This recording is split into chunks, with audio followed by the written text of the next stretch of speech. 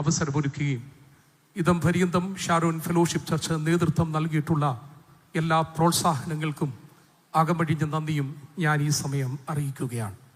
ശുശ്രൂഷയിൽ കൈപിടിച്ചു നടത്തിയ ദൈവദാസന്മാർ, ശുശ്രൂഷയിൽ പ്രാർത്ഥനാ സഹകാരികളായിട്ടുള്ള പ്രിയപ്പെട്ടവർ, നിങ്ങളെ എല്ലാവരെയും സർവകൃപാലുവായ ദൈവം ഇന്ന് രാത്രിയിൽ അവിടുന്ന് ധാരാളമായിട്ട് അനുഗ്രഹിക്കട്ടെ എന്ന് ആത്മാർത്ഥമായി പ്രാർത്ഥിക്കുമ്പോൾ തന്നെ ഈ മഹായോഗത്തിൻ്റെ രണ്ടാം രാത്രിയുടെ ഈ ഫസ്റ്റ് സെക്ഷനിൽ ദൈവത്തിൻ്റെ വചനം അല്പസമയം സംസാരിക്കുവാൻ അവസരമൊരുക്കി തന്ന സഭാ നേതൃത്വത്തോടുള്ള ഹൃദയം നിറഞ്ഞ നന്ദിയും സ്നേഹവും അറിയിക്കുമ്പോൾ തന്നെ ഇന്നത്തെ ഈ മീറ്റിങ്ങിൻ്റെ അധ്യക്ഷനായിരിക്കുന്ന ബഹുമാന്യ ദൈവദാസനെയും ഓർത്തും സ്തോത്രം ചെയ്യുന്നു. ഇന്ന് രാത്രിയിൽ വളരെ പ്രതീക്ഷയോടും വളരെ പ്രാർത്ഥനയോടും കൂടെ നമുക്ക് ദൈവസന്നിധിയിലായിരിക്കാം. ഈ യോഗങ്ങൾ ഇന്നലെ പ്രാർത്ഥിച്ച് ആരംഭിച്ച നിമിഷം മുതൽ ഇവിടെ വെളിപ്പെട്ട് വരുന്ന മഹനീയ ദൈവസാന്നിധ്യത്തെ ഓർത്ത് ഞാൻ കർത്താവിനെ സ്തുതിക്കുന്നു. ഇവിടുത്തെ ഓരോ സെക്ഷനുകളിലും ദൈവഭൃത്യന്മാർ ദൈവവചനം സംസാരിക്കുമ്പോൾ ഇടപെടാതെ അവർ പറയുന്ന ഒരു പദമുണ്ട്: നമ്മുടെ നടുവിൽ വെളിപ്പെട്ട് വരേണ്ട ദൈവസാന്നിധ്യം. കാലഘട്ടത്തിന് അനുയോജ്യമായ ഒരു സന്ദേശ സബ്ജക്റ്റ് സഭാ നേതൃത്വം നമുക്ക് നൽകിയിട്ടുണ്ടെങ്കിലും അതിൻ്റെ പൂർത്തീകരണവും അതിനകത്തുള്ള വിടുതലും നാം ഏറ്റെടുക്കണമെന്നുണ്ടെങ്കിൽ ആ സന്ദേശത്തോട് ക്രിയാത്മകമായി പ്രതികരിക്കുവാൻ കഴിയുന്ന ഒരു മനോഭാവമുണ്ട്. ഇന്ന് രാത്രി അത് വിശ്വസിക്കുന്നവർ കരങ്ങൾ ഉയർത്തി കർത്താവിനെ ഒന്ന് സ്തുതിക്കാമല്ലോ. നമ്മുടെ നടുവിൽ ഇറങ്ങി വന്ന ദൈവ സാന്നിധ്യത്തിനും വലിയ ചെയ്യുവാൻ കഴിയുമെന്ന് വിശ്വസിക്കുന്നവർ കരങ്ങൾ ഉയർത്തി കർത്താവിനെ സ്തുതിക്കാമല്ലോ. അജയ്യമായി ഇന്നും മുന്നേറിക്കൊണ്ടിരിക്കുന്ന ദൈവത്തിന്റെ വചനം ആയിരങ്ങളെ രൂപാന്തരപ്പെടുത്തിക്കൊണ്ടിരിക്കുകയാണ്. 1600 വർഷം കൊണ്ട് 60 തലമുറകളിലായി 40-ലധികം എഴുത്തുകാരാൽ വ്യത്യസ്തമായ 3 ഭൂഖണ്ഡങ്ങളിൽ ഇരുന്നു കൊണ്ട് എഴുതിയ ദൈവത്തിന്റെ വചനം. ഇതിന്റെ പ്രഥമ ഗ്രന്ഥകർത്താവായിരിക്കുന്ന മോശ ഒരു ഈജിപ്ഷ്യൻ സംസ്കാരത്തിൽ ഇരുന്നു കൊണ്ടാണ് ഈ ഗ്രന്ഥം എഴുതിയത്. ഇതിന്റെ അവസാനത്തെ ഗ്രന്ഥകർത്താവായിരിക്കുന്ന യോഹന്നാൻ ഒരു റോമൻ സംസ്കാരത്തിൽ ഇരുന്നു കൊണ്ടാണ് ഈ ഗ്രന്ഥം എഴുതിയത്. രണ്ടുപേരും എഴുതിയ കാലഘട്ടത്തിന് 1600 വർഷങ്ങളുടെ അന്തരമുണ്ടെങ്കിലും 2 സംസ്കാരങ്ങളുടെ വൈരുദ്ധ്യങ്ങളുണ്ടെങ്കിലും ഇന്നു രാത്രി ഞാൻ ഒരു കാര്യം വിളിച്ചു പറയാം: സംസ്കാരങ്ങൾക്കപ്പുറത്ത്, കാലഘട്ടത്തിന്റെ വൈരുദ്ധ്യങ്ങൾക്കപ്പുറത്ത് അനേകരെ രൂപാന്തരപ്പെടുത്തുവാൻ ഈ ദൈവത്തിന്റെ വചനത്തിന് കഴിയുന്നു. ഇന്നും അത് അത്ഭുതം ചെയ്യുന്നത് ഓർത്ത് നമ്മുടെ കർത്താവിനെ സ്തുതിക്കാമല്ലോ. ഇന്നു രാത്രിയിൽ അങ്ങനെയെങ്കിൽ ഇവിടെ കടന്നു വന്ന ദൈവത്തിന്റെ ജനം ദൈവ സാന്നിധ്യത്തിന്റെ മഹത്വം തിരിച്ചറിഞ്ഞ് ദൈവത്തിൽ നിന്ന് ചിലത് പ്രാപിച്ച് കടന്നു പോകുവാൻ സ്വർഗം കൃപ വരുത്തട്ടെ എന്ന് ആത്മാർത്ഥമായിട്ട് പ്രാർത്ഥിക്കുകയാണ്. ദൈവ സാന്നിധ്യം എന്ന മഹനീയ വിഷയം ഇവിടെ പല പ്രാവശ്യം ഉരുവിടുന്നത് കൊണ്ട് ദൈവിക സാന്നിധ്യത്തെക്കുറിച്ചുള്ള 1-2 ചിന്തകൾ പ്രഥമമായി ഓർപ്പിച്ച് സഭാ നേതൃത്വം എനിക്ക് നൽകിയ തീമിൽ പ്രവേശിച്ച് ലഭിച്ച സമയത്തിൽ ഈ വിഷയാവതരണം നടത്തിയിരിക്കുവാൻ ഞാൻ കർത്താവിൽ ആഗ്രഹിക്കുകയാണ്. ദൈവ സാന്നിധ്യത്തെക്കുറിച്ച് നാം ചിന്തിക്കുമ്പോൾ ഒരു വേദചിന്തകൻ ദൈവ സാന്നിധ്യത്തിന്റെ 4 മണ്ഡലങ്ങൾ പ്രധാനമായിട്ടും അവതരിപ്പിക്കുന്നുണ്ട്.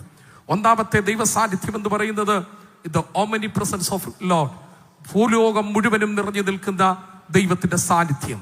അങ്ങനെയെങ്കിൽ ഇന്ന് രാത്രിയിൽ നാം മനസ്സിലാക്കേണ്ട കാര്യം, നാം ഇവിടെ ആയിരിക്കുമ്പോൾ തന്നെ നമ്മുടെ കുടുംബം, നമ്മുടെ തലമുറകൾ, നമ്മുടെ പ്രിയപ്പെട്ടവരൊക്കെ ആയിരിക്കുന്ന എല്ലാ മേഖലകളെയും ദൈവ സാന്നിധ്യത്തിന്റെ ആവരണത്തിനകത്ത് കൊണ്ടുവരുവാൻ ദൈവത്തിന് കഴിയുമെന്നുള്ളതിൽ യാതൊരു സംശയവുമില്ല. പലപ്പോഴും നാം തന്നെ പറയാറുള്ള ഒരു വാക്കുണ്ട്: ഒരു ദൈവ സാന്നിധ്യവും ഇല്ല എന്ന് നാം പറയുമ്പോൾ അത് തെറ്റായ ഒരു പ്രമേയമാണ്. കാരണം ദൈവ സാന്നിധ്യത്തിന് കടന്നു ചെല്ലുവാൻ കഴിയാത്ത ഒരു മേഖലയുമില്ല. ദൈവത്തിന്റെ ദാസനാകുന്ന യോഹന്നാൻ എഫേസോസ് സഭയുടെ ശുശ്രൂഷകനായിരിക്കുന്ന കാലഘട്ടത്തിൽ യേശു ക്രിസ്തുവിന്റെ നാമനിമിത്തം പത്മോസിലേക്ക് നാട് കടത്തപ്പെടുവാനായിട്ട് ഇടയായി തീർന്നു. പത്മോസിന്റെ ഏകാന്തതയിൽ വിശ്വാസികളില്ല, സഹായിക്കുവാൻ ആരുമില്ല, ആശ്വാസം പറഞ്ഞു തരുവാൻ ആരുമില്ലാതെ ഇരിക്കുമ്പോൾ താൻ ചിന്തിച്ചു, ജീവിതം ഇവിടം കൊണ്ട് അവസാനിക്കുകയാണെന്ന്. എന്നാൽ തിരുവചനം നാം പഠിക്കുകയാണെങ്കിൽ നമുക്ക് മനസ്സിലാക്കുവാൻ കഴിയുന്നത്, കർത്തൃദിവസത്തിൽ അവൻ ആത്മവിവശനായി. ഒരുപക്ഷെ എഫേസോസ് സഭയുടെ പാഴ്സനേജിൽ താൻ താമസിക്കുന്നുവെങ്കിൽ എഫേസോസിലുള്ള വിശ്വാസികൾക്ക് കൊടുക്കുവാനുള്ള 1-2 സന്ദേശമേ തനിക്ക് തയ്യാറാക്കുവാൻ കഴിയത്തുള്ളൂ. പക്ഷേ പത്മോസിന്റെ ഏകാന്തതയിൽ, ആരോരുമില്ലാത്ത അന്തരീക്ഷത്തിൽ സ്വർഗത്തിലെ ദൈവത്തിന്റെ മഹനീയ സാന്നിധ്യം അവന്റെ നടുവിലേക്ക് ഇറങ്ങി വന്നപ്പോൾ അവന് മനസ്സിലാക്കുവാൻ കഴിഞ്ഞത്, ഭാവിയിൽ സംഭവിപ്പാനുള്ളത് ദൈവം അവന് വെളിപ്പെടുത്തി കൊടുക്കുവാനിടയായി തീർന്നു. ഇന്നു രാത്രി ദൈവ സാന്നിധ്യത്തിന്റെ 1-ാമത്തെ തലം എന്ന് പറയുന്നത് ലോകം മുഴുവനും നിറഞ്ഞു നിൽക്കുന്ന ദൈവ സാന്നിധ്യം എന്നുള്ളതാണ്. ദൈവ സാന്നിധ്യത്തിന്റെ 2-ാമത്തെ തലം, ലോകം മുഴുവനും നിറഞ്ഞു നിൽക്കുന്ന ദൈവ സാന്നിധ്യത്തിന്റെ 2-ാമതൊരു തലമുണ്ട്. അത് ഇൻഡ്വെല്ലിംഗ് പ്രസൻസ് ഓഫ് ലോർഡ്. അതേ പ്രപഞ്ചം മുഴുവനും നിറഞ്ഞു നിൽക്കുന്ന ആ ദൈവ സാന്നിധ്യം കൃപ പ്രാപിച്ച ഒരു ദൈവ പൈതലിന്റെ ഉള്ളിലേക്ക് പകരാൻ ദൈവം ആഗ്രഹിക്കുന്നുണ്ട്. ഇന്നു രാത്രിയിൽ നിർബന്ധം കൂടാതെ, പരപ്രേരണ കൂടാതെ ഇവിടെ സ്തോത്രം പറയുവാനും, കൈ ഉയർത്തുവാനും, കൈയടിക്കുവാനുമുള്ള കാരണം മറ്റൊന്നുമല്ല, അകത്ത് വെളിപ്പെട്ടു വന്ന ദൈവ സാന്നിധ്യമാണ്. അങ്ങനെ ഒരു ദൈവ സാന്നിധ്യം ഇന്ന് രാത്രിയിൽ ഈ ഗ്രൗണ്ടിൽ വെളിപ്പെടുമ്പോൾ ദൈവദാസന്മാർക്കാർക്കും സ്തോത്രം പറയണമെന്നോ കൈ ഉയർത്തണമെന്നോ ഒന്നും പറയേണ്ട കാര്യമില്ല. വെളിപ്പെട്ടു വരുന്ന ദൈവ സാന്നിധ്യം അതിലേക്ക് നമ്മളെ നയിക്കും. ഇന്ന് രാത്രി വിശ്വസിക്കുന്നവർ കരങ്ങൾ ഉയർത്തി കർത്താവിനെ സ്തുതിക്കാമല്ലോ.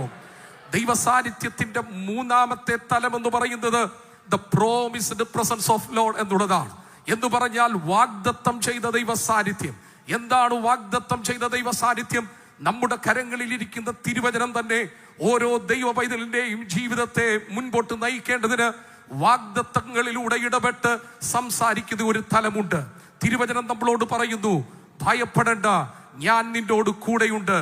2 or 3 പേർ എന്റെ നാമത്തിൽ കൂടി വരുന്നവരുടെ നടുവിൽ ഞാൻ ഉണ്ട് എന്നരുൾ ചെയ്തിരിക്കുന്നു. യുഗാവസാനത്തോളം എല്ലാ നാളും ഞാൻ നിങ്ങളോട് കൂടെയിരിക്കും. ഇത് വാഗ്ദത്തം ചെയ്ത ദൈവ സാന്നിധ്യമാണ്. ആരുമില്ലെന്നോർത്ത് ഭാരപ്പെടേണ്ട കാര്യമില്ല. ഇന്നു രാത്രി കൂടെയുള്ളവൻ വഴി നടത്തുവാൻ ശക്തനാണെന്നുള്ള ബോധ്യത വെളിപ്പെടുമ്പോൾ ആ ദൈവ സാന്നിധ്യത്തിന്റെ പുത്തനൊരു തലം നമ്മുടെ ജീവിതത്തിൽ അനുഭവിക്കുവാൻ കഴിയും. ഇതിൽ നിന്നെല്ലാം വ്യത്യസ്തമായ ഒരു ദൈവ സാന്നിധ്യമാണ് പ്രപഞ്ചം മുഴുവനും നിറഞ്ഞു നിൽക്കുന്ന ദൈവ സാന്നിധ്യം. ഒരു ദൈവ പൈതലിന്റെ ഉള്ളിൽ ദൈവം വെളിപ്പെടുത്തിയതിനു ശേഷം ആമേൻ മാത്രമല്ല, അവിടെ നിന്നും അത് വാഗ്ദത്തമായി വചനമായി നമുക്ക് ലഭിക്കുക മാത്രമല്ല, ജീവിതത്തിന്റെ ചില പ്രത്യേക സന്ദർഭങ്ങളിൽ എന്ത് ചെയ്യണമെന്നറിയാതെ ആകുലപ്പെട്ട് നിൽക്കുമ്പോൾ നമ്മെ ശാക്തീകരിക്കുന്ന ദൈവ സാന്നിധ്യത്തിന്റെ 4ാമത്തെ ഒരു തലമുണ്ട്, the manifested presence of Lord. വെളിപ്പെട്ടു വരുന്ന ദൈവ സാന്നിധ്യം. അടുത്ത നിമിഷം എന്ത് ചെയ്യണമെന്നറിയാതെ, അടുത്ത നിമിഷം കാര്യങ്ങൾ എങ്ങനെ ഓടിക്കണമെന്നറിയാതെ ഭാരപ്പെടുന്ന സന്ദർഭങ്ങളിൽ ശുശ്രൂഷ മതിയാക്കുവാൻ ശ്രമിക്കുമ്പോൾ, ആത്മീയതയിൽ നിന്ന് അകലുവാൻ ശ്രമിക്കുമ്പോൾ വീണ്ടും കരുത്തു നൽകി, ബലം നൽകി നന്മയെ മുമ്പോട്ട് നയിക്കുവാൻ നമ്മുടെ മധ്യത്തിൽ വെളിപ്പെടുന്ന ഒരു ദൈവ സാന്നിധ്യമുണ്ട്. അതാണ് മാനിഫെസ്റ്റഡ് പ്രസൻസ് ഓഫ് ലോർഡ്. ഇന്ന് രാത്രി ദൈവ സാന്നിധ്യത്തിന്റെ ഈ 4 തലങ്ങൾ ദൈവജനവുമായി ഞാൻ പങ്കുവെക്കുമ്പോൾ ആമേൻ, ഇവിടെ കടന്നു വന്ന ദൈവജനം ഈ ദൈവവചനം കേട്ടുകൊണ്ടിരിക്കുമ്പോൾ ഒരു കാര്യം മനസ്സിലാക്കുക, നമ്മുടെ അവസ്ഥകളുടെ മേൽ ദൈവത്തിന് പ്രവർത്തിക്കാൻ കഴിയും. നമ്മുടെ സാഹചര്യത്തിന്റെ മേൽ ദൈവത്തിന് പ്രവർത്തിക്കുവാൻ കഴിയും. കാലോചിതമായ ഒരു അനുഗ്രഹീതമായ സബ്ജക്റ്റാണ് വിശേഷാൽ നമ്മുടെ സഭാ നേതൃത്വം ഈ വർഷത്ത് തിരഞ്ഞെടുത്തിരിക്കുന്നത് എന്നുള്ളതിൽ യാതൊരു സംശയമില്ല. ഞാൻ പലപ്പോഴും ചിന്തിക്കാറുണ്ട്, ഒരു നൂറ്റാണ്ടിന്റെ അവസാനം കാണുവാൻ ദൈവം എനിക്ക് അവസരം തന്നു, മറ്റൊരു നൂറ്റാണ്ടിന്റെ ആരംഭം കാണുവാനും അതിൽ പാർക്കുവാനും ദൈവം എനിക്ക് അവസരം തന്നു. ഞാൻ വിശ്വസിക്കുന്നു, ഇവിടെ ഇരിക്കുന്ന നല്ലൊരു ശതമാനം ദൈവദാസന്മാരും ദൈവമക്കൾക്കും കഴിഞ്ഞ നൂറ്റാണ്ടിന്റെ 20ാം നൂറ്റാണ്ടിന്റെ അവസാനം കാണുവാൻ അവസരം ലഭിച്ചവരും 21ാം നൂറ്റാണ്ടിലേക്ക് പ്രവേശിച്ചവരുമാണ്. അങ്ങനെ 2 കാലഘട്ടത്തിന്റെ അന്തരത്തിൽ ജീവിക്കുന്ന നാം ഒരു കാര്യം മനസ്സിലാക്കണം, വൈരുദ്ധ്യങ്ങൾ വളരെയുള്ള ഒരു സാഹചര്യത്തെയാണ് നാം നേരിട്ടത്. 2 കാലഘട്ടത്തിൽ നാം ജീവിച്ചിരുന്നപ്പോൾ നമ്മുടെ ജീവിത നിലവാരത്തിന് വലിയ മാറ്റങ്ങൾ സംഭവിച്ചു. ആമേൻ. വിദ്യാഭ്യാസ മേഖലകൾക്ക് വലിയ മാറ്റം വന്നു, ശാസ്ത്ര സാങ്കേതിക മേഖലകൾക്ക് വലിയ മാറ്റം വന്നു. ഞാൻ പുല്ലുമേഞ്ഞ വീട് കണ്ടിട്ടുണ്ട്, ഞാൻ ഓലമേഞ്ഞ വീട് കണ്ടിട്ടുണ്ട്, ഞാൻ ഓടിട്ട വീട് കണ്ടിട്ടുണ്ട്, ഞാൻ കോൺക്രീറ്റ് വീടും ഇപ്പോൾ നമ്മുടെ സമൂഹത്തിൽ ഉയർന്നു നിൽക്കുന്ന ഫ്ലാറ്റ് സമുച്ചയങ്ങളും കണ്ടിട്ടുണ്ട്. മനുഷ്യന്റെ ജീവിത നിലവാരത്തിൽ തന്നെ വലിയ മാറ്റങ്ങൾ സംജാതമായ ഒരു കാലഘട്ടമാണ് ഇത്. ഒരു ഭാഗത്ത് സംജാതമാകുമ്പോൾ ഒരു കാര്യം ഇന്ന് രാത്രി തുറന്നു പറയുവാൻ ഞാൻ ആഗ്രഹിക്കുന്നു, പല മേഖലകളിലും വലിയ മാറ്റങ്ങൾ സംജാതമായിട്ടുണ്ട് എന്നുള്ളത് സത്യമാണെങ്കിലും മാനവ സമൂഹം ഇന്ന് അരിഷ്ടതാവസ്ഥയിലാണ്. ഇവിടെയാണ് ഇന്ന് രാത്രിയിൽ ഈ സന്ദേശത്തിന്റെ പ്രസക്തി വർദ്ധിക്കുന്നത്. ഇന്ന് രാത്രി ഈ സന്ദേശത്തിന്റെ വിടുതലുകൾ വെളിപ്പെടുവാനുള്ള കാരണമെന്ന് പറയുന്നത് ആമേൻ, സാഹചര്യങ്ങൾ ആമേൻ വലിയ പുരോഗമന ആത്മാനുഭവത്തിലേക്ക് മാറിയിട്ടുണ്ടെങ്കിലും ആമേൻ, ഒരു കാര്യം മനസ്സിലാക്കണം, വിഷാദവും പ്രതിസന്ധികളും കഷ്ടതകളും ഇന്നലകളെക്കാൾ ഇന്ന് വർദ്ധിക്കുകയാണ്. അതുകൊണ്ട് തിരുവചനം ഈ വിഷയത്തിൽ ഒരു ദൈവ പൈതൽ തളർന്നു പോകാതെ, ക്ഷീണിച്ചു പോകാതെ എന്ത് ചെയ്യണമെന്നുള്ള മഹനീയ മാർഗങ്ങൾ നമ്മിൽ വെളിപ്പെടുവാനുള്ള തേജസ് വിചാരിച്ചാൽ ഈ കാലത്തിലെ കഷ്ടങ്ങൾ സാരമില്ല എന്നുള്ള വചനത്തിൽ നിന്ന് അഭിഷക്ത ദൈവദാസന്മാർ ഇന്നലെ ഇവിടുത്തെ ഇനാഗുറേഷൻ സ്പീച്ച് തുടങ്ങി സംസാരിച്ചു കൊണ്ടിരിക്കുകയാണ്.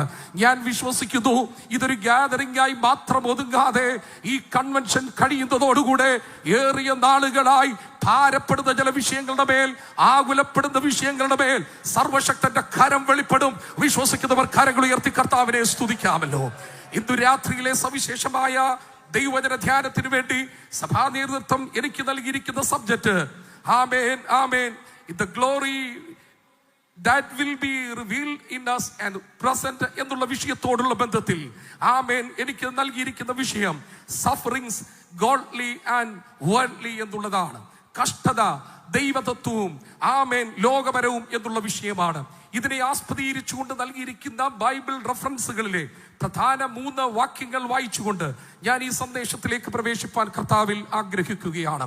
അതിന് ആധാരമായി വിശുദ്ധ യോഹന്നാന്റെ സുവിശേഷം 16-ാം അധ്യായം 33-ാമത്തെ വാക്യം പ്രാരംഭമായിട്ട് വായിക്കുന്നു.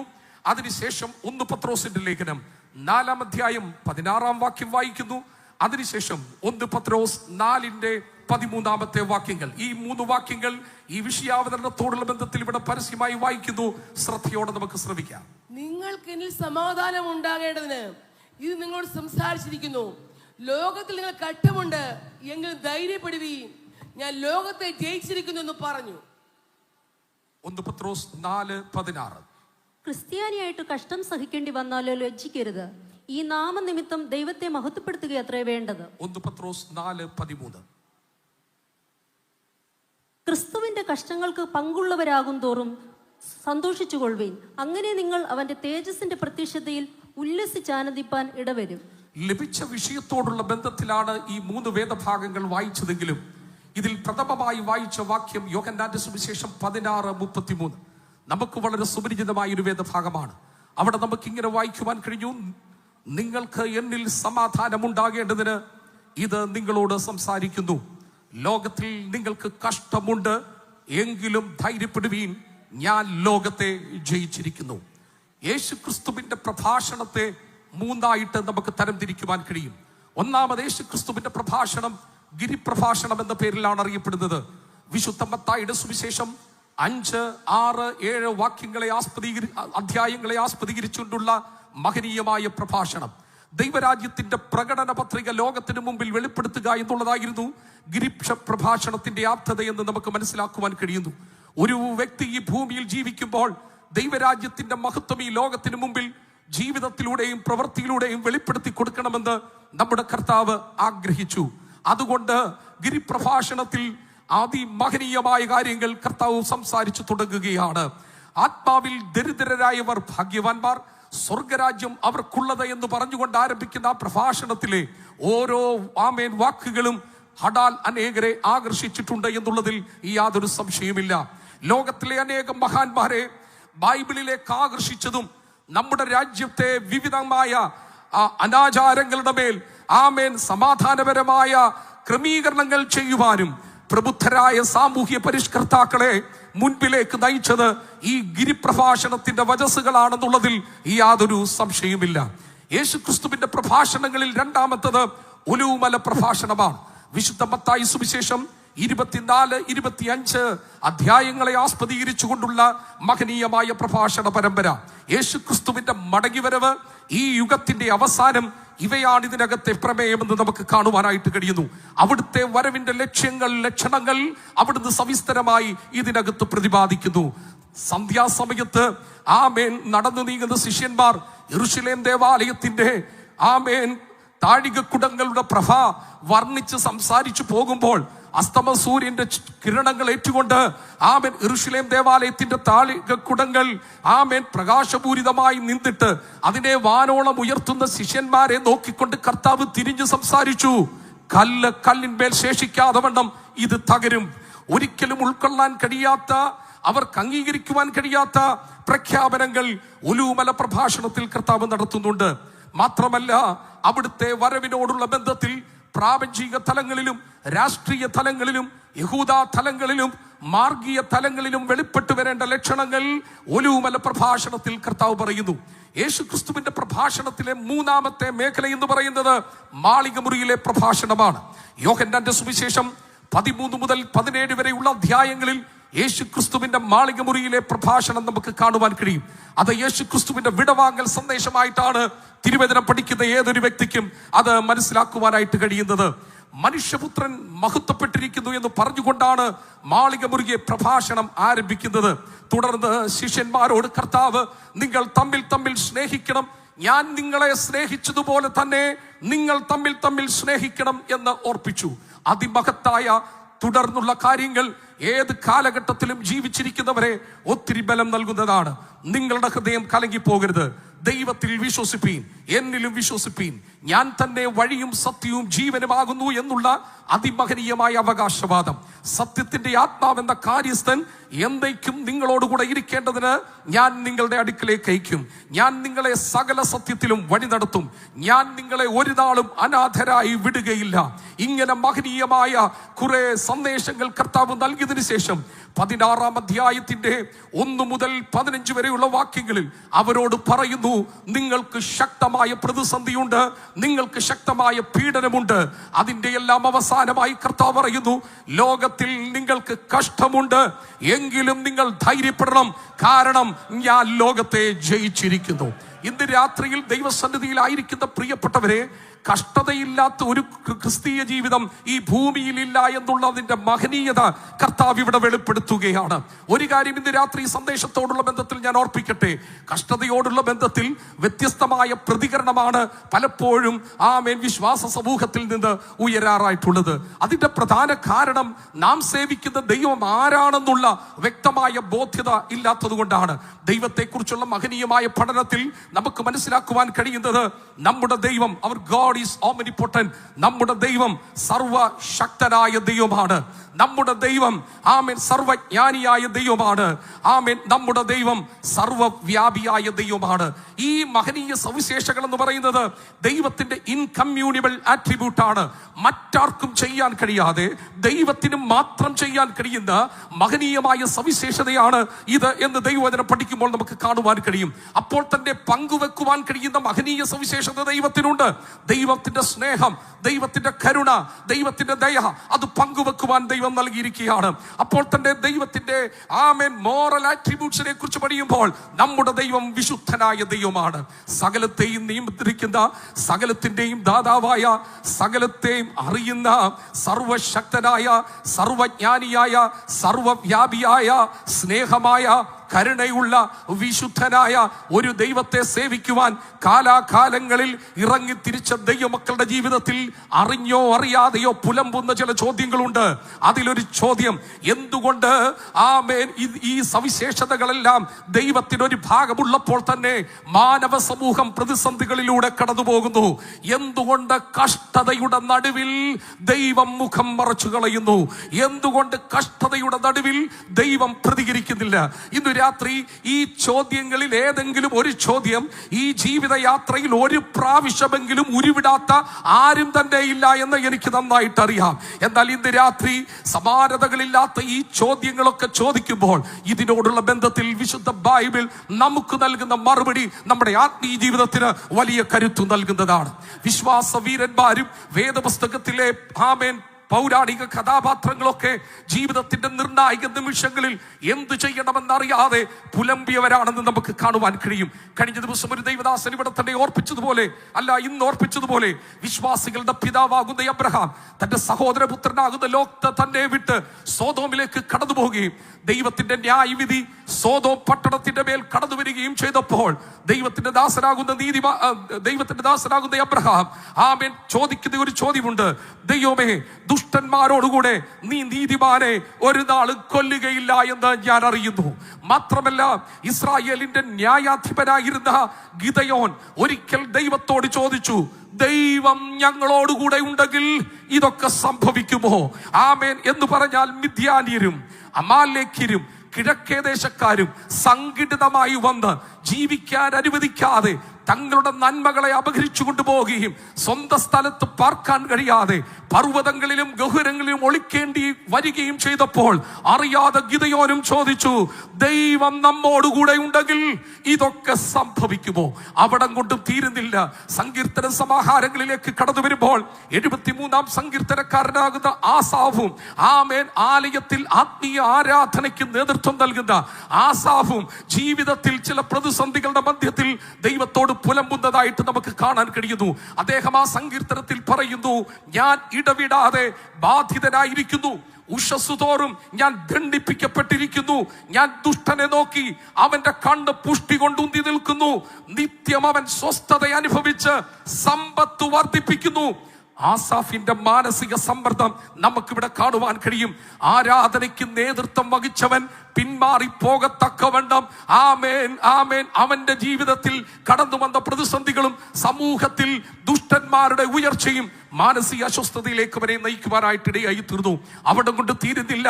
പഴയ നിയമത്തിലെ ശക്തനായ ഒരു പ്രവാചകനാകുന്ന യിരെമ്യാ പ്രവാചകൻ, ദ വീപ്പിംഗ് പ്രോഫറ്റ്, കണ്ണുനീരിന്റെ പ്രവാചകൻ എന്നറിയപ്പെടുന്ന ഇസ്രായേലിലെ ഒരു പ്രവാചകൻ, കൃത്യമായ ആത്മീക ദൂത് ആത്മീക സമൂഹത്തിന് കാഴ്ചവെച്ച ആമേൻ യിരെമ്യാ പ്രവാചകൻ. യഹൂദാ ജനം ആത്മീക അധഃപതനത്തിലേക്ക് പോയപ്പോൾ ദൈവം നൽകിയ സന്ദേശം തുറന്ന് സംസാരിച്ച യിരെമ്യാവിന്റെ പ്രവചനം 12:1 യിരെമ്യാവും ചോദിച്ചു, ദുഷ്ടന്റെ വഴി ശുഭമായിരിക്കുവാൻ സംഗതി എന്ത്? ഞാൻ അങ്ങേക്ക് വേണ്ടി അവിടുത്തേക്ക് വേണ്ടി അഘോരാത്രം അധ്വാനിക്കുന്നു. ആമേൻ. അവിടുത്തെ നാമത്തെ ഞാൻ ഉയർത്തുന്നു. ദൈവം നൽകിയ സന്ദേശം ഞാൻ ജനത്തോട് വിളിച്ചറിയിക്കുന്നു. എന്നെ കാണുന്നവർ കർണത്തടിക്കുന്നു, എന്റെ കൈകാലുകൾ ആമത്തിലിടുന്നു, എന്നെ ദുർഗന്ധം പിടിച്ച കുഴിക്കകത്തിടുന്നു. ദൈവം ഇത് കാണുന്നില്ലയോ? ഹല്ലേലൂയ. ഇന്നു രാത്രിയിൽ ദൈവജനമേ, ഞാനൊരു കാര്യം ഓർപ്പിക്കട്ടെ.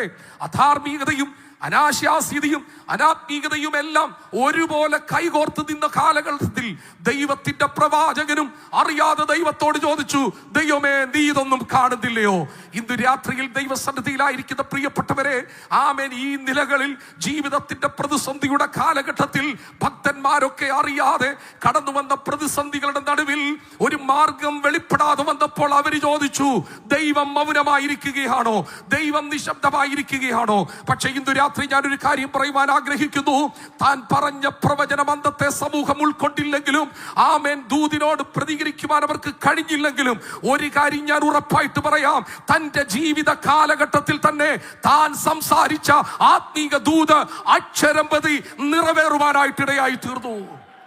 കൃപ പ്രാപിച്ച ദൈവജനമേ, ഇന്നു രാത്രി ഓർത്തോ, ഒരുപക്ഷെ സാഹചര്യം അനുകൂലമാകണമെന്നില്ല, ജനം ഉൾക്കൊള്ളണമെന്നില്ല.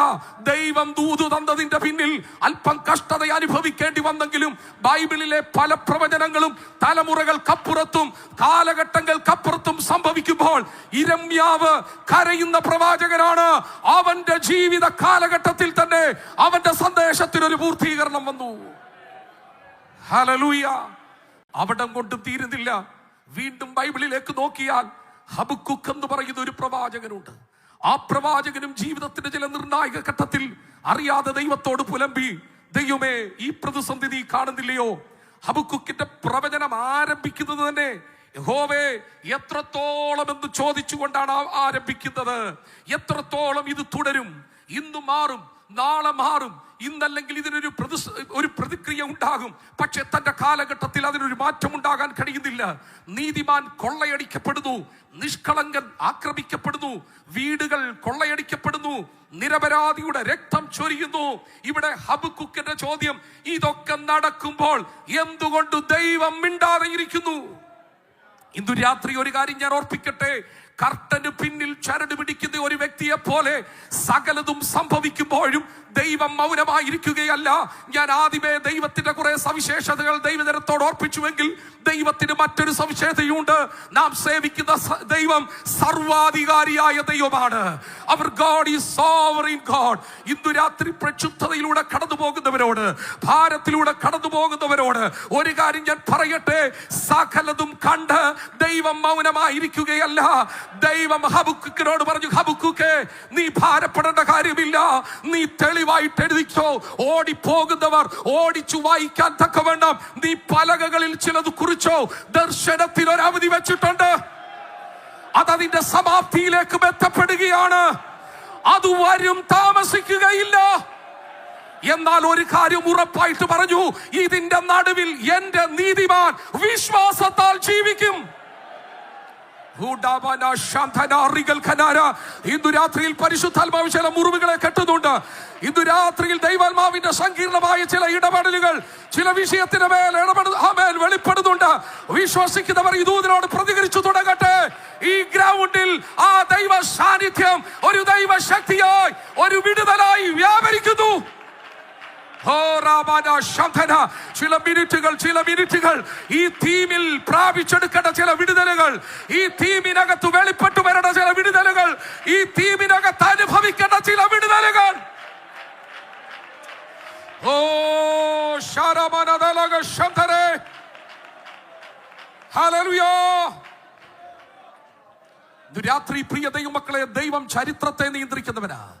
ദൈവത്തിനറിയാം കാര്യങ്ങൾ എങ്ങനെ ചെയ്യണമെന്ന്, ഇതെവിടെ ചെന്ന് അവസാനിക്കുമെന്ന് ദൈവത്തിനറിയാം. നാം ടെൻഷൻ അടിക്കുന്നത് എന്തുകൊണ്ടെന്ന് ചോദിച്ചാൽ അവസാനം നമുക്കറിയാത്തത് കൊണ്ടാണ്. പക്ഷെ അവസാനം അറിയാവുന്ന ഒരുവൻ മാത്രമേ ഉള്ളൂ, അത് സർവശക്തനായ ദൈവമാണ്.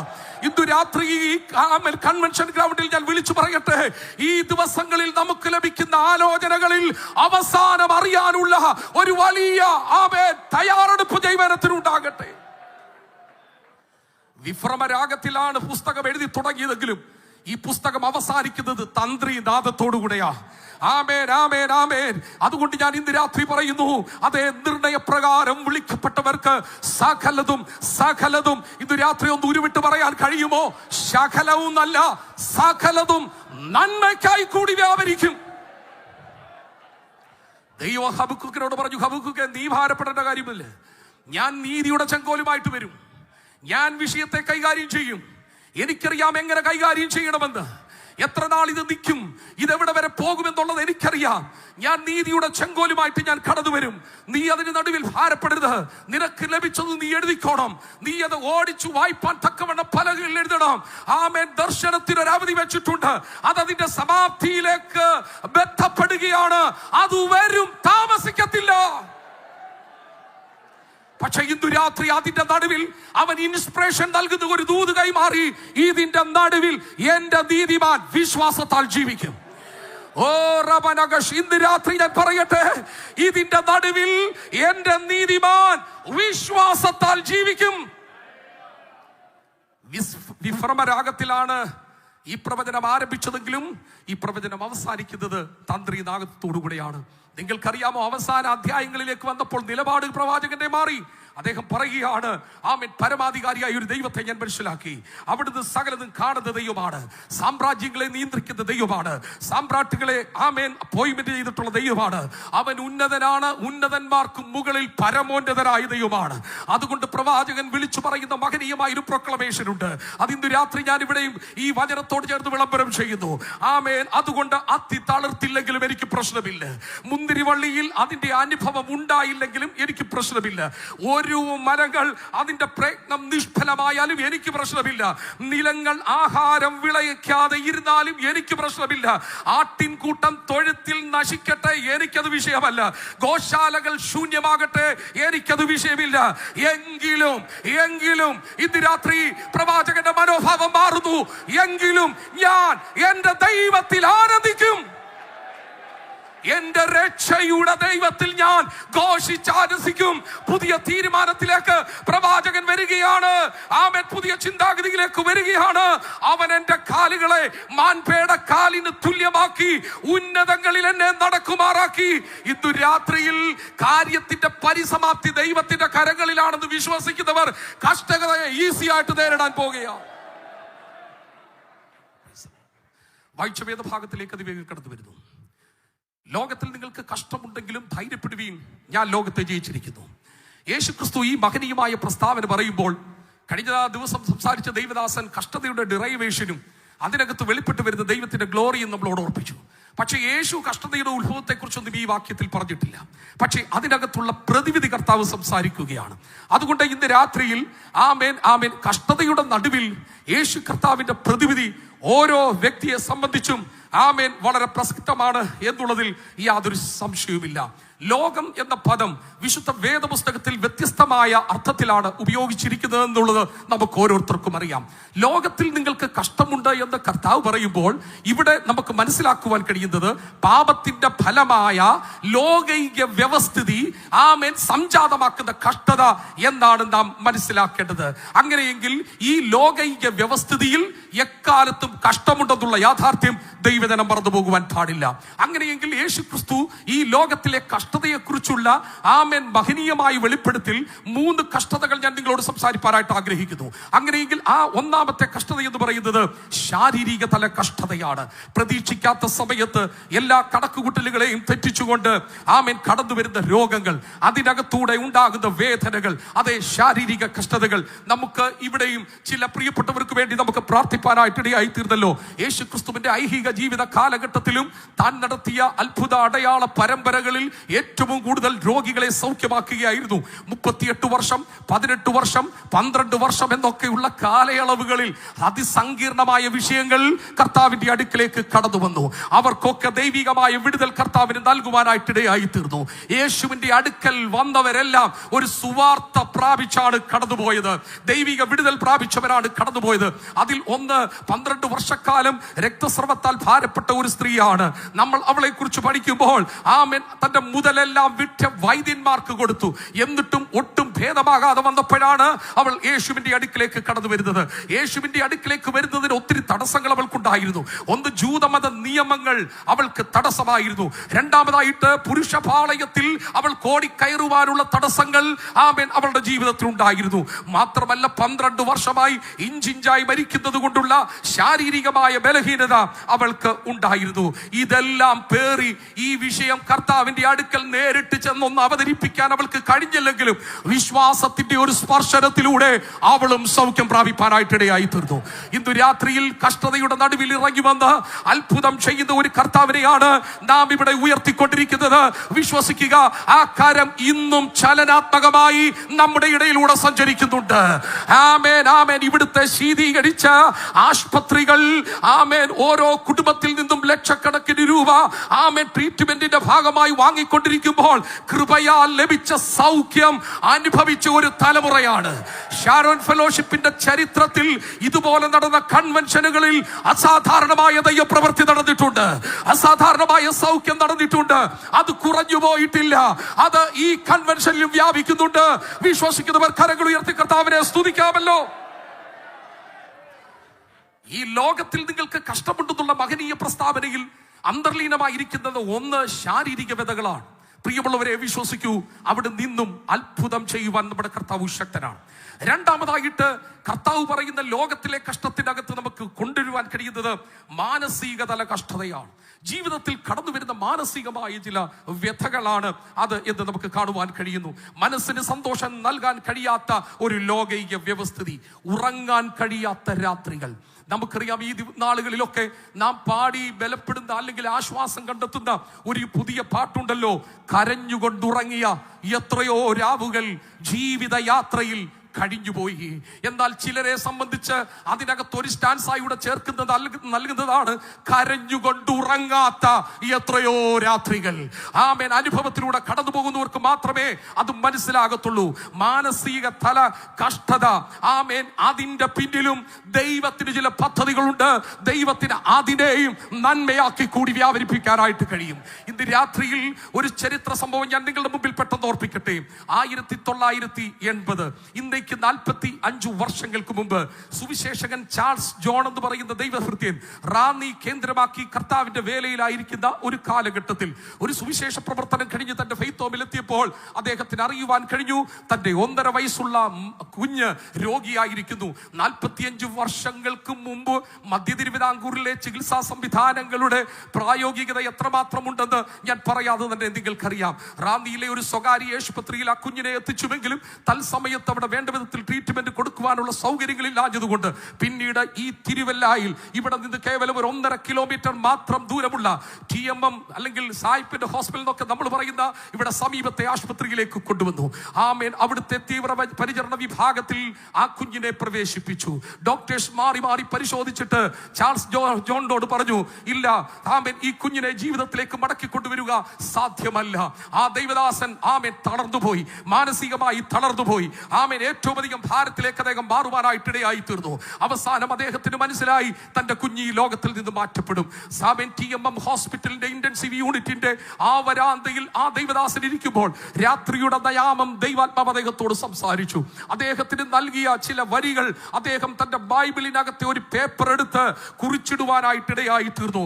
അതിങ്ങനെയാണ്: മനോവേദന ഫലശോധന മമ ജീവിത പാതയതിൽ മാറായേറിടുമ്പോൾ ആത്മനാഥനവൻ മാറിൽ ചാരി ഞാൻ ആശ്വസിക്കും.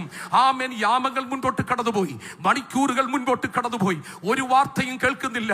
കാതിൽ ആരോ മന്ത്രിക്കുന്നു, നാളെ നിന്റെ കുഞ്ഞി ലോകത്തിൽ നിന്ന് മാറ്റപ്പെടും. കൃപ പ്രാപിച്ച ദൈവമക്കളെ, പ്രഭാതത്തിലേക്ക് സമയം നീങ്ങിയപ്പോൾ അകത്ത് നിന്നും ഒരു ഡോക്ടറും ഒരു നേഴ്സും കൂടെ വന്നിട്ട് ചാൾസ് ജോണിനോട് പറഞ്ഞു, തങ്ങളുടെ കുട്ടി അപകട നില ധാരണം ചെയ്തിരിക്കുന്നു. എഴുതി അവസാനിപ്പിച്ച പേപ്പറിന്റെ താഴെ ആ ദൈവഭൃത്യൻ അടുത്ത ലൈൻ എഴുതി: എത്ര നല്ലവൻ, മതിയായവൻ, എന്നെ കരുതുന്ന കർത്തനവൻ. ഞാൻ വിശ്വസിക്കുന്നു മാസത്തിൽ ഒരിക്കലെങ്കിലും ഈ പാട്ടുപാടി ദൈവത്തെ ആരാധിക്കാത്ത ആരും തന്നെ ഇല്ല. ജീവിതത്തിന്റെ പ്രക്ഷുബ്ധതയിൽ കടന്നു വരുന്ന സകല മാനസിക സമ്മർദ്ദങ്ങളെയും മാറ്റുവാൻ നമ്മുടെ കർത്താവിന് കഴിയും. അതിന് പിന്നിലും നമുക്ക് ഉറപ്പായിട്ട് പറയാൻ കഴിയും, സകലതും നന്മയ്ക്കായിട്ട് കൂടി വ്യാപരിക്കും. ഒന്നും തിന്മയാക്കുകയില്ല, സകലതും നന്മയ്ക്കായി കൂടി വ്യാപരിക്കും. മൂന്നാമത്തെ കഷ്ടതയുടെ തലം, ലോകത്തിൽ നിങ്ങൾക്ക് കഷ്ടമുണ്ട് എന്ന് യേശു കർത്താവ് പറഞ്ഞ മൂന്നാമത്തെ കഷ്ടതയുടെ തലം ആത്മീയ തല കഷ്ടതകളാണ്, അല്ലെങ്കിൽ വിശ്വാസ സംബന്ധമായ കഷ്ടതയാണ്. യേശു ക്രിസ്തുവിൽ വിശ്വസിച്ച് വേർപെട്ട ജീവിതം നയിക്കുന്ന ദൈവമക്കൾക്ക് ചുറ്റുപാടുകളിൽ നിന്നും സമൂഹത്തിൽ നിന്നും നേരിടേണ്ടി വരുന്ന പ്രതിസന്ധികൾ.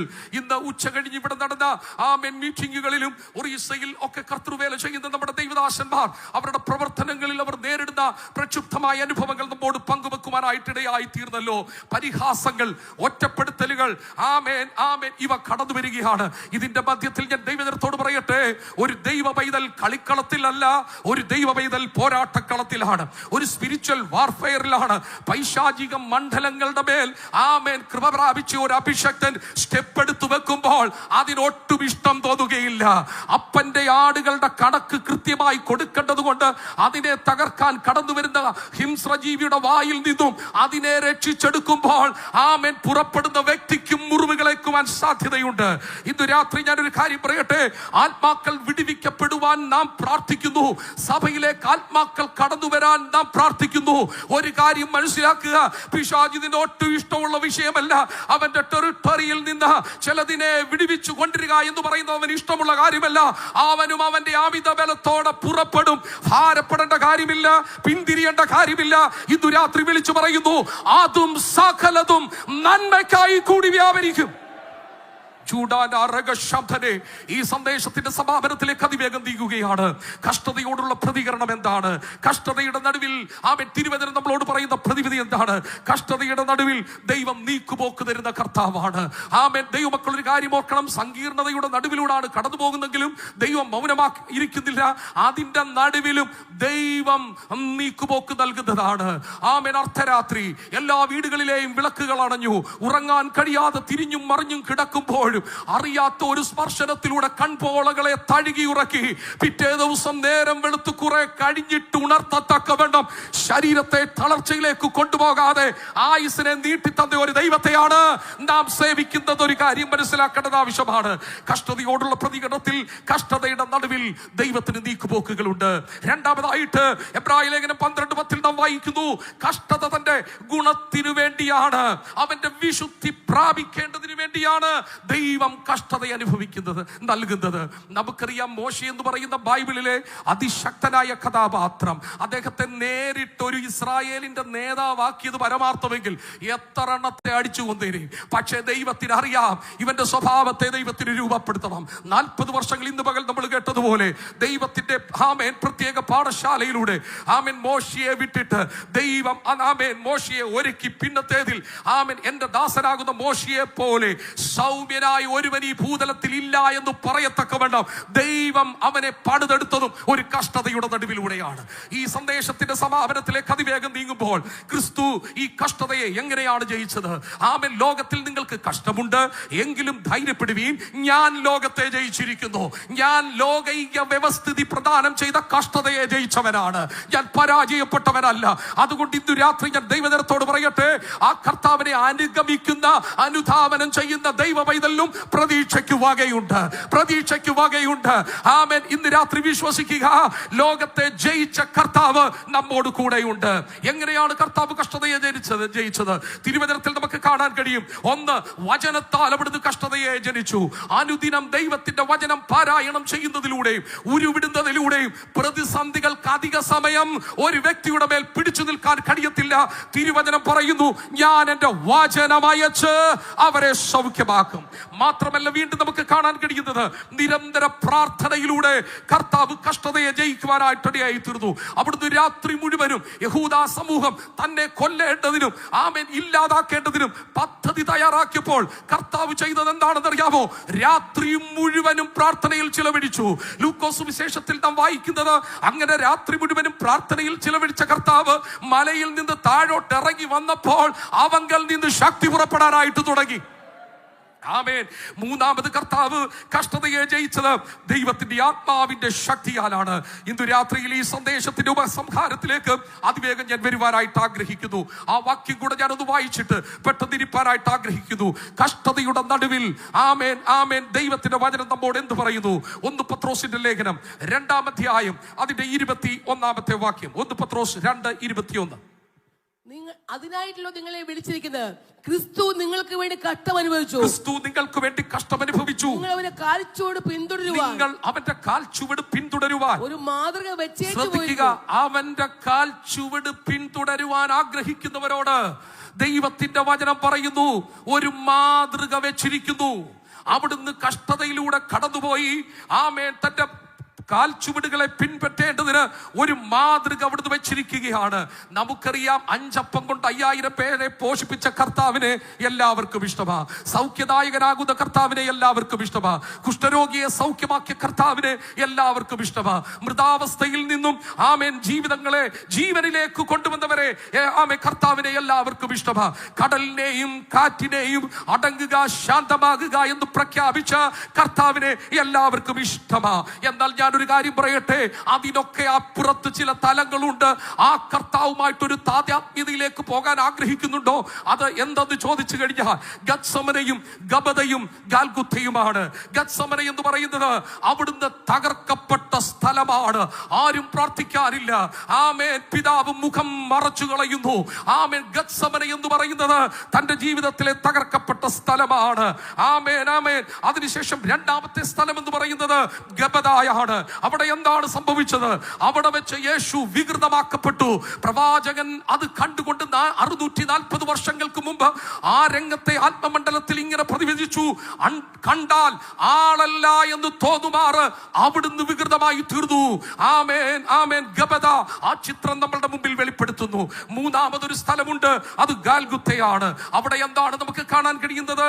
അവിടെ യേശു ഉറക്കെ നിലവിളിച്ചു, ഉറക്കെ നിലവിളിച്ചു, തന്റെ പ്രാണനെ വിട്ടു.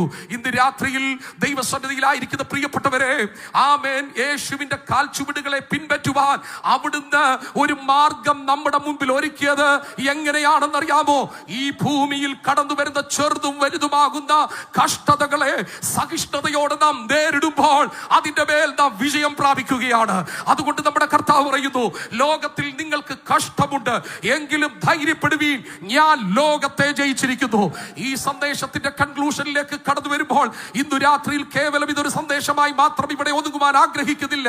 യേശു കഷ്ടതയെ ജയിച്ചവരാണെങ്കിൽ ആമേൻ, ലോകപരമായിട്ടുള്ളതും മാനസികപരമായിട്ടുള്ളതും ശാരീരികപരമായിട്ടുള്ളതുമാകുന്ന ഏതെങ്കിലും പ്രതിസന്ധികളിലൂടെ അഴലുന്നവരായി ഉഴലുന്നവരായി ഇന്ന് രാത്രി ഇവിടെ ആരെങ്കിലും വന്നിട്ടുണ്ടെങ്കിൽ സ്വർഗീയ കരം നിങ്ങൾക്ക് വേണ്ടി ചലിക്കുവാൻ ആഗ്രഹിക്കുന്നു.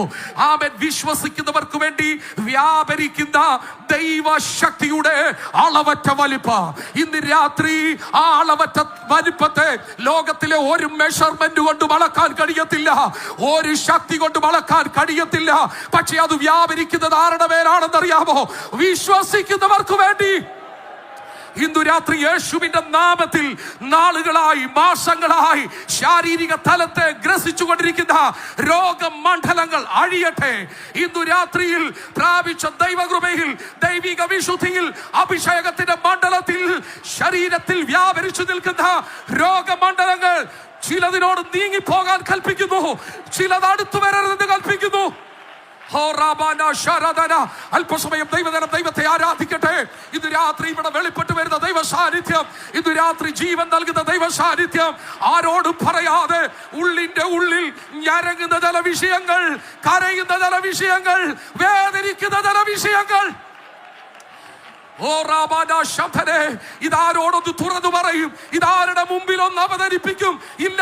ഇന്ന് രാത്രി കഷ്ടതയെ ജയിച്ച ഒരുവൻ ഇവിടെ വന്നിട്ടുണ്ട്. തുടർ സന്ദേശങ്ങളിലോ അടുത്ത ദിവസങ്ങളിലോ അത് ദൈവശക്തിയായി ഇവിടെ വ്യാപരിക്കുന്നു. മാനസിക മണ്ഡലങ്ങളിൽ വന്ന ചില തകർച്ചകൾ പുറമേ നോക്കിയാൽ ആർക്കും ഒന്നും അറിയുകയില്ല. പുറമേ നോക്കിയാൽ ആരുടെയും എല്ലാവരുടെയും മുമ്പിൽ ചിരിക്കുന്നുണ്ട്. പക്ഷെ മാനസിക മണ്ഡലം തകർന്നു കിടക്കുക. ഇന്ന് രാത്രി സ്വർഗീയ കരം ആ മേഖലയെ തൊടുവാൻ ആഗ്രഹിക്കുന്നു. വിശ്വസിക്കുന്ന എത്ര പേരുണ്ട്? വിശ്വസിക്കുന്ന എത്ര പേരുണ്ട്? അവർക്ക് വേണ്ടി അത് വെളിപ്പെട്ടു വരിക. ഉറങ്ങാൻ കഴിയാത്ത രാത്രികൾ, ആമേൻ ആമേൻ, തള്ളി നീക്കുന്ന മണിക്കൂറുകൾ നിങ്ങൾക്ക് വേണ്ടി സ്വർഗത്തിന്റെ കരം, അത്ഭുതത്തിന്റെ കരമായി ഇവിടെ ചലിക്കുന്നു. കർത്തൃവേലയോടുള്ള ബന്ധത്തിൽ ആമേൻ നേരിടുന്ന ചില പ്രതിസന്ധികളുടെ മധ്യത്തിൽ ആത്മീകപരമായ വിശ്വാസപരമായ വിഷയങ്ങളുടെ നടുവിൽ ഒരു പ്രതിബന്ധി എന്തെന്നറിയാതെ ഭാരപ്പെടുന്ന വിഷയത്തിലായിരിക്കുന്ന ദൈവദാസന്മാരെ, ദൈവജനമേ, ഇന്നു രാത്രി ഒരു ഉറപ്പ് നമുക്ക് ലഭിക്കുന്നു. യേശു കർത്താവ് നമ്മളോട് പറഞ്ഞു, ലോകത്തിൽ നിങ്ങൾക്ക് കഷ്ടമുണ്ട്, എങ്കിലും ധൈര്യപ്പെടുവീൻ, ഞാൻ ലോകത്തെ ജയിച്ചിരിക്കുന്നു. നമ്മിൽ വെളിപ്പെടുവാനുള്ള തേജസ് വിചാരിച്ചാൽ ഈ കാലത്തിലെ കഷ്ടം സാരമില്ലെന്നറിയുക. ഈ സന്ദേശം അവസാനിക്കുമ്പോൾ ഒരു ഗ്ലോറി വെളിപ്പെടാനായിട്ട് പോവുകയാണ്. ഒരു ഗ്ലോറി വെളിപ്പെടാനായിട്ട് പോവുകയാ. ആദാമ്യവർഗത്തിന്റെ പാപത്തിന്റെ പരിണത ഫലമായി മാനവ സമൂഹം പതനത്തിലേക്ക് നീങ്ങി പൈശാചിക മണ്ഡലങ്ങൾ കൈകോർത്തുകൊണ്ട് മനുഷ്യനെ കുറിച്ചുള്ള സകല പദ്ധതികളും അവസാനിച്ചു എന്ന് ആക്രോശിക്കുമ്പോഴും ഇന്നു രാത്രി കൃപ പ്രാപിച്ച ദൈവജനത്തോട് പറയുന്നു, ഒരു ഗ്ലോറി വെളിപ്പെടാൻ പോകുകയാ. ഒരു ഗ്ലോറി വെളിപ്പെടാൻ പോകുകയാ. ആമേൻ. നമ്മുടെ പ്രിയപ്പെട്ടവരുടെ മൃതശരീരങ്ങൾ ഷെല്ലാറിലേക്ക് വെച്ചിട്ട് ആമേൻ നിറകണ്ണുകളോടുകൂടെ നാം പോരുമ്പോഴും ദൈവദാസന്മാർ പറയുന്നു, ആമേൻ ആമേൻ, ഈ ദ്രവത്വമുള്ളത് അദ്രവത്വത്തെയും ഈ മർത്യമായത് ആമർത്യത്തെയും ധരിക്കും. ദ്രവത്വമേ, എന്നും നിനക്ക് ഇതിന്റെ മേൽ ആധിപത്യമില്ല. ഈ ദ്രവത്വമായത് അദ്രവത്വത്തെയും ഈ മർത്യമായത് അമർത്യത്തെയും ധരിക്കുമ്പോൾ അടുത്ത വാക്യം ഒന്ന് ചേർന്ന് പറയാമോ? ആമേൻ. മരണം നീങ്ങി, മരണം നീങ്ങി, മരണം നീങ്ങി, ജയം വന്നിരിക്കുന്നു. ഒരു ഗ്ലോറി വെളിപ്പെടാൻ പോകുന്നു. ഒരുങ്ങാൻ ദൈവം നമ്മെ ധാരാളമായി.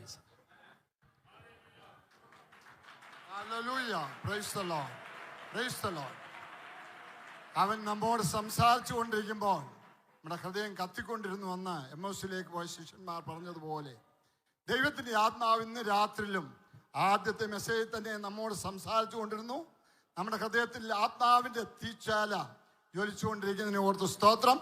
സന്തോഷമുള്ള ദൈവമൊക്കെ കരമർത്തി സ്വിച്ചാട്ട് സ്തോത്രം. സ്തോത്രകാഴ്ച എടുക്കുന്നതിന് മുമ്പ് നമ്മുടെ സഹോദര സഭയിൽ നിന്ന്